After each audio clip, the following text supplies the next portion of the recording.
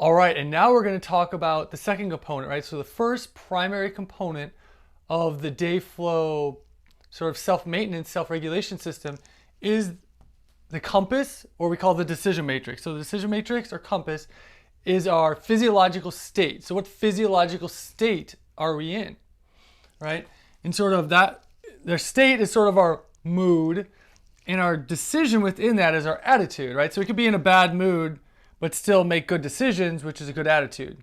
So our attitude is in our mood, right? So we can make decisions within that. But that's sort of our state is varied. We can go up or down in our states. We can change states all the time. And that's what the system is sort of about understanding.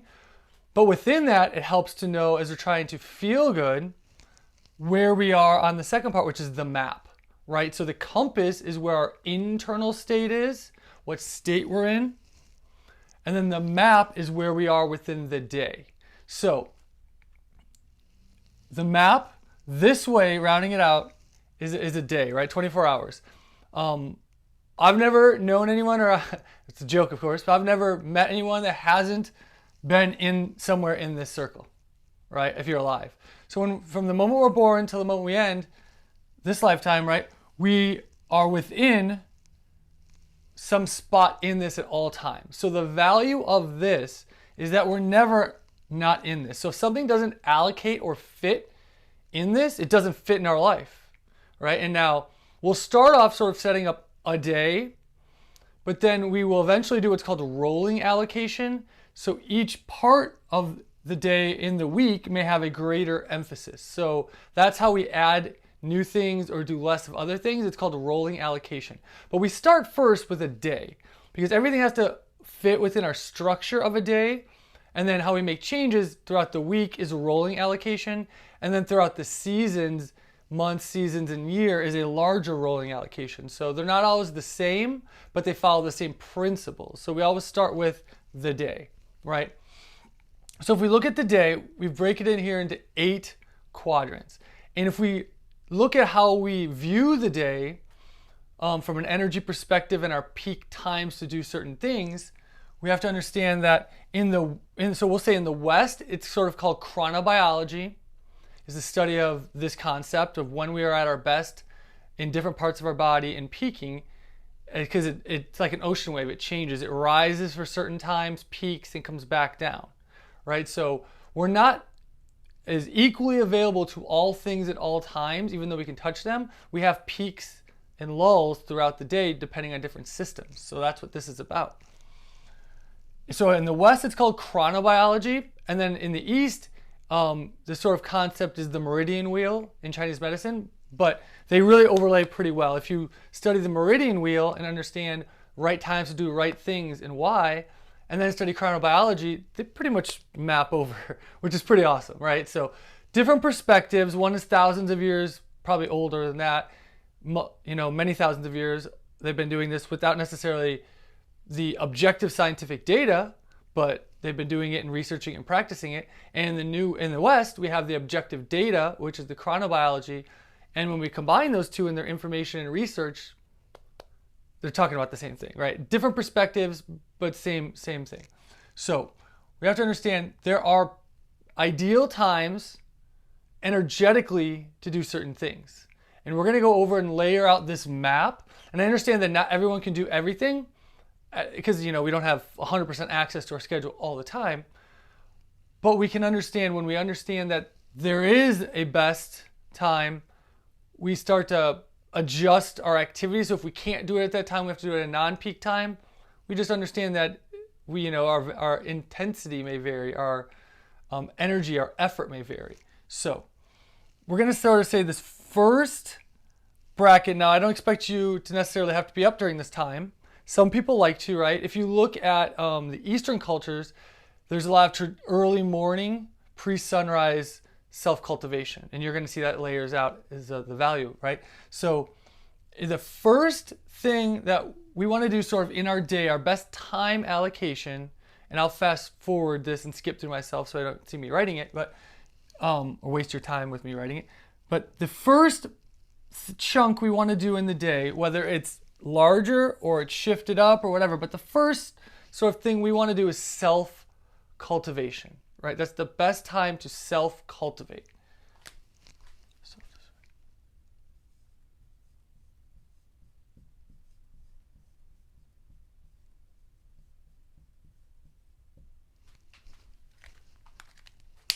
So why is self-cultivation at the root or origin or beginning of the day?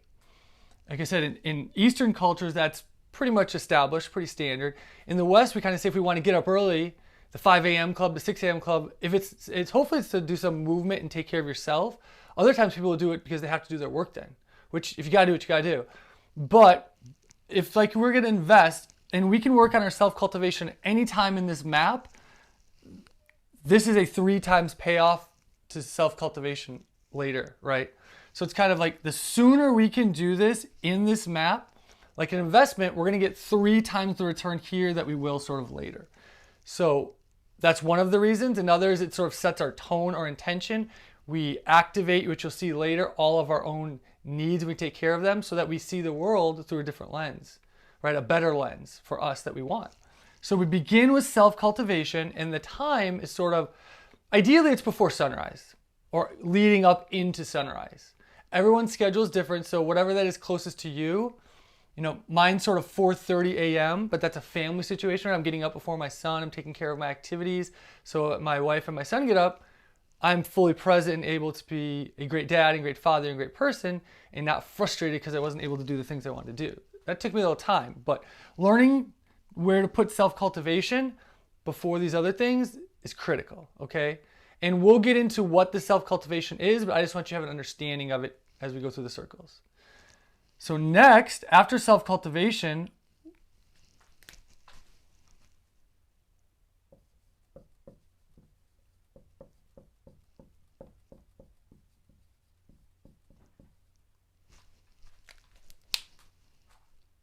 after self-cultivation, we move into family and health, right? So we're taking care, so health is still self-cultivation, right? So we're doing maybe the meditations and movements that we have in this video first. And then as we move on to that, it's our health. It's taking care of ourselves, eating breakfast, taking a shower, really getting our family, if we have a family, it's getting ourselves ready for the day. Whatever that entails for you. If it's working at home, if it's getting ready to go somewhere, it's getting your family ready, just your dogs, your pets, your cats, getting up and getting everyone sort of set up for the day. So my example for me is I get up, do about a 75-minute morning routine, which I'm going to take you through and go over, but again, it expands and contracts sort of depending on life and seasons. But I get up and take care of myself, and then I do what I need to do to meet my needs so that when it's family and health time, I'm the one making breakfast, I'm setting the tone, I'm trying to reset bad moods and just be in a good, decision matrix, be in a good attitude and a good mood. If I'm in a good mood and a good attitude from self-cultivation, I will put my family or my own health, my digestion will all be in a better state, right? So that's what we want. Our self-cultivation feeds into better family and health time. And the better start we have to our day with our family and our own health, that's a chain reaction, right? The better these categories are going to be. So everyone's varied here, but it's like getting everyone up, getting yourself up, getting moving. If you've already been self-cultivation, you go into breakfast, shower, health, shave, do whatever you have to do, get yourself ready for the day. So when we're in this part of self-cultivation, we're not really thinking forward about the day and how it's going to go. We're in the moment.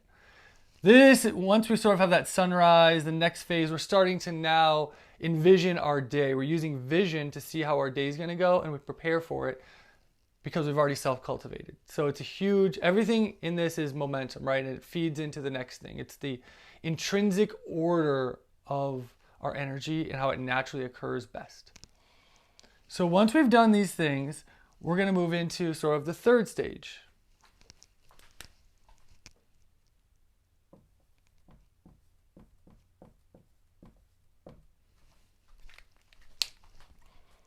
So this is almost pretty universal for most people, right? After we do the family, breakfast, whatever, we kind of get the day going. By about this time of the day, we're into action, whatever that is. Whatever we're doing, we're sort of in it or starting to get in it. We're moving towards. So in the beginning, self-cultivation and family, a lot of times seems repetitive. We're taking care of ourselves, we're taking care of our family. Then we sort of get into our passion or action, which is work, whatever that is, okay? So if we haven't met our self-cultivation needs or gotten our family ready, right, our action, it doesn't feel great. We kind of are like, whew, we've all had those days where just by the time we get here, we're kind of already shell-shocked. We're just like, man, whew, I don't feel like I'm starting from the right place. So the purpose of this is the self-cultivation when no one else is up allows the right mindset, moods, and attitudes to get prepared, our needs to get met, so we can meet the needs of our family. Yin yang, right? We're meeting our own needs so we can help meet the needs of others. And then as we move into sort of the action, once we feel those needs are met, we move into naturally wanting to take care and do action and move forward. So it's critical that we sort of get these things going before we get into the action. And I know some people like to do their work real early. I think this energetically is a better healthy cycle, okay? So from action and doing work, that normally leads as the energy rises and sun rises and it gets towards noon and that peak, hopefully we move into the next phase.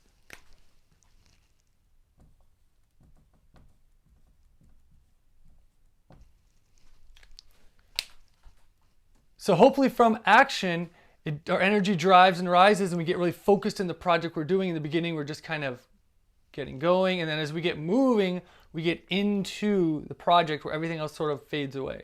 And as we're into that and our sort of our other worries and thoughts about other concepts of time sort of disappear, we're in our passion stage, right? So we're really just putting, this is the peak part of the day.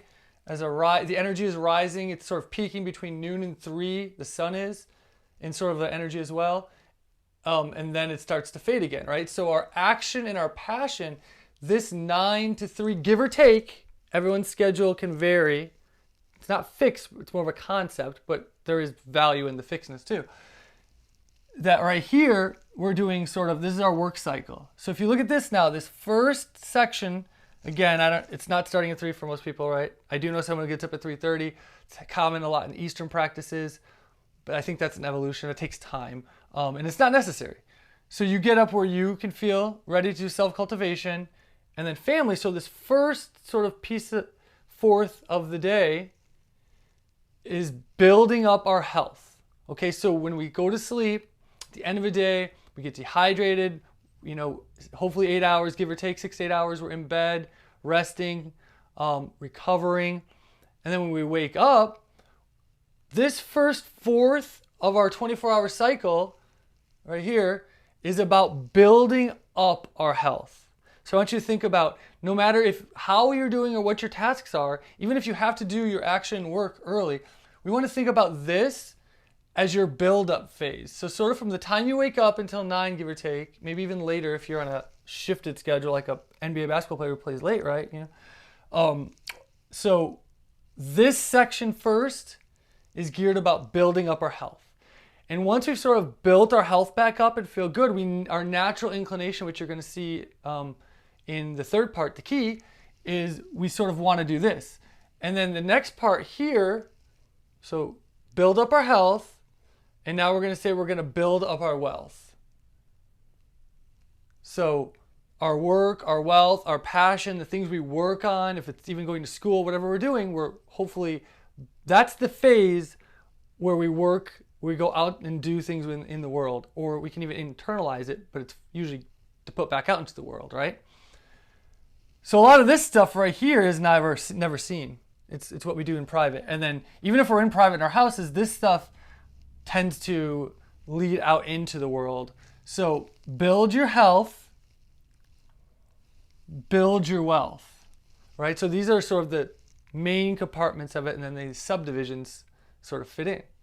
And then once we've transitioned, and of course this doesn't mean our day has to finish here, but a lot of times if that's not a 6-hour work cycle with a couple breaks, that's a lot if you're really good at prioritizing your time, okay? So and it gets better and better and better with the system. So work on our wealth, health, wealth, and then we're gonna start sort of, think of kids usually get out of school around 3. We have a significant energy shift in our chronobiology around 3. A lot of cultures have siestas in this range. So our energy and our focus, sort of, our mental energy is much higher here, then we're more in our emotional energy. So we're really passionate about what we're doing. And then we shift a little bit of a dip in this, and then we sort of rise back up for the second wind of the day, right? And these can be classified like this.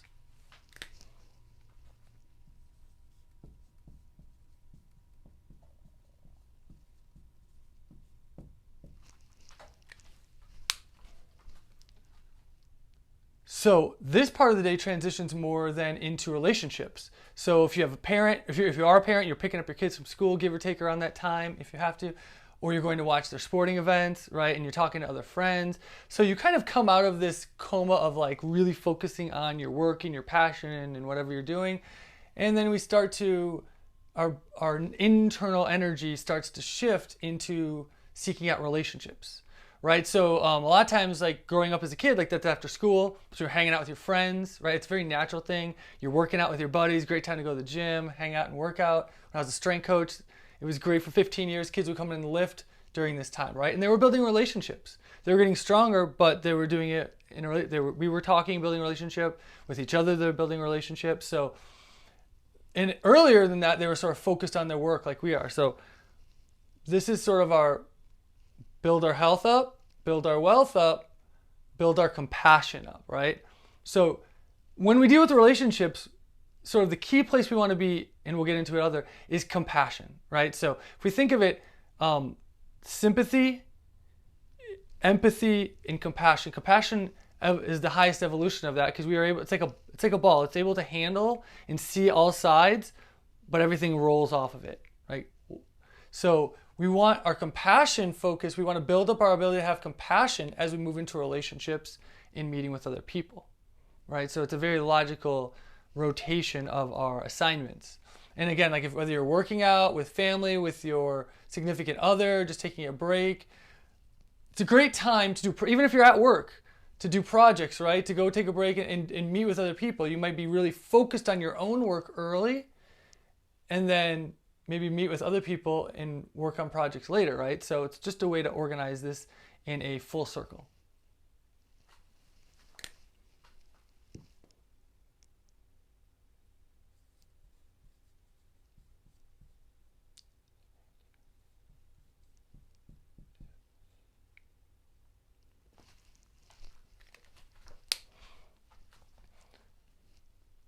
And that time from relationships, as the day goes on, we sort of go into the dinner time, our mind starts to expand again, right?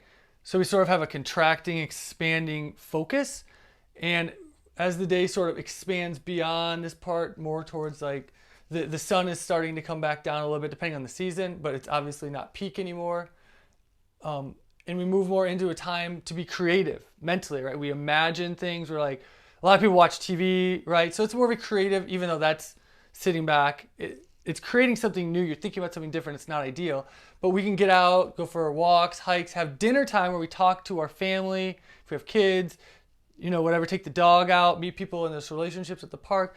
But it's the idea that we're again now expanding back out into the concept, because here it's harder to be creative because we kind of are pulled into the mindset and thinking of logic. So from 7 to 11, give or take, our logic is really strong. Our ability to think a certain way is good with numbers. It's critical thinking. Our critical thinking from 7 to 11 is pretty high. And then it starts to fade, and so our passion kicks in more. It's more of emotional. And then here, we move more into the sort of a creative relationship wing. So the opportunities here are different than the opportunities here, right? So where you are on the wheel, best practices naturally evolve out of it, okay?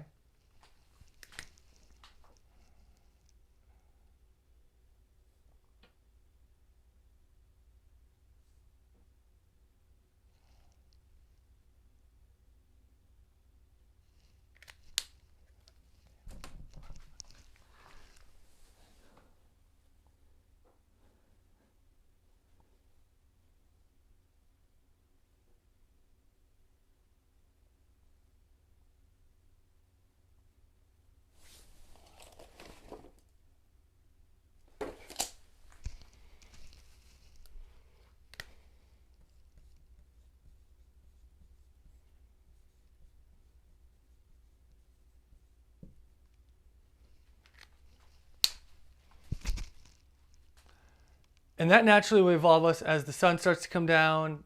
Depending on the season, you might stay up a while after the sun goes down, or if it's summer, maybe not. But we sort of go from this dinner time, the time between dinner time and bedtime, right, is an expansive mental time, right? It's a good time to expand the way you think. I'll show you later why that is. But we tend to think about the idea of maybe travel, or if we're young, hanging out with friends, right? That's when you're in high school, you're hanging out with a lot of your friends. And then as you're older, maybe you're at home more, but you're sort of planning. So you want, at this point, to sort of think big. Big, fun way of thinking, right? It's sort of the inverse. Action is very task specific, right? So we kind of, when we're in this phase, our logical thinking, our critical thinking is really high, and it's very not high down here, right? Two sides of the same stick, the continuum. So in this continuum, when we're over here, critical thinking very high, critical thinking very low, right? Expansive thinking very low, expansive thinking very high. And this is just natural in us. You're just gonna, why is it that way? It is that way. You know, there's some reasons you can guess why it is, but in general, that's the evolution, okay? So this is a time, whatever you're doing, it's an expansive, right? It's not critical thinking. Hopefully it's more of imagining possibilities of the future, right? So what do I want to do in next year? What do I want to do this summer? What do I want to do 10 years from now? Sort of this bigger thinking. And we're usually going to go to sleep, ideally right around this time. But if we don't go to, so usually we're going to go to sleep right around this time in this window right here.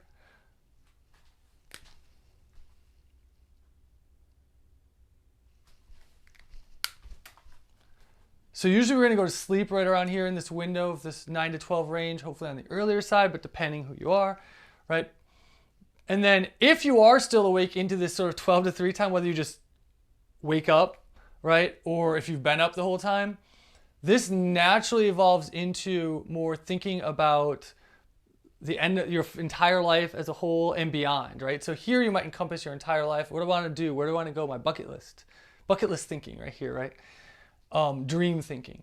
And then here, it's sort of the expansive of what's afterlife, you start to have deeper, expansive thoughts that are greater in time and distance, right? So larger scale. So if you are sort of awake at this point or wake up, these are sort of the larger scale bigs. And then it cycles back around, right? So if we were to break it, this section right here, this give or take, and it's going to be more because we don't want to only sleep 6 hours, right? But this sort of, it's usually 2.5 of these, depending where you are. This is our recovery. Our recovery is up. So if we break this 8 into 4, this sort of bottom, right? This is recovery. We want to be sort of recovering. Mentally, physically, emotionally, we're recovering. Then we go into building up our health. So from recovery, we build our health back up. Then we want to build our wealth up. Then we want to build our compassion, which is sort of our emotions of how we deal with relationships and being creative. And then back to recovery, right? So now we can see our day as a wheel, right? And we just know where we are. It's so much to think about. Let's just make it real simple. This first section, we wake up, build up your health. And I'm going to show you exactly how. I'll follow the templates. But just think, if you don't know what to think I'm building up my health. I'm building up my health. I'm building up my health. Then as you move into sort of the work cycle, you're still taking care of your health, but your mind naturally shifts to taking care of your wealth or your passion, really what you're excited about, and giving back to the world, right? So that's sort of the exchange of internal, external.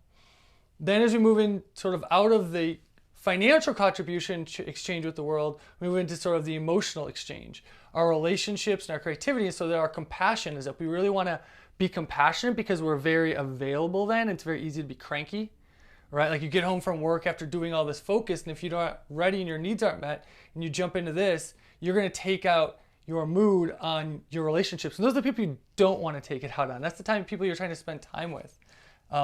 So having clearly meeting your needs allows this phase or focus on compassion to be stronger and more enjoyable, right? You're more enjoyable to be around, and you actually enjoy being around other people versus that, self-criticalness or criticalness towards them.